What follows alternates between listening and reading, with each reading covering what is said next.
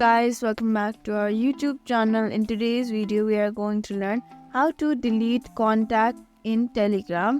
Let's begin with the tutorial. Firstly, open your Telegram, then tap on the contact you want to delete. Then over here you can see a three dot icon. Here you can see there is only the option of delete chat, but if you go to their profile, there you can see there is no option of delete contact in Telegram. But if you tap on three dot icon over here on your top right corner, you can see the option of delete contact. Tap on it, then they'll again ask you are you sure you want to delete this contact.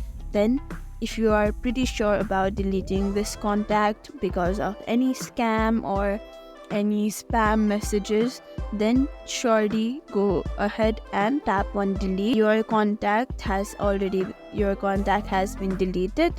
Like this, your contact will be deleted. Thank you for watching this video. Make sure you like, share and subscribe to our YouTube channel.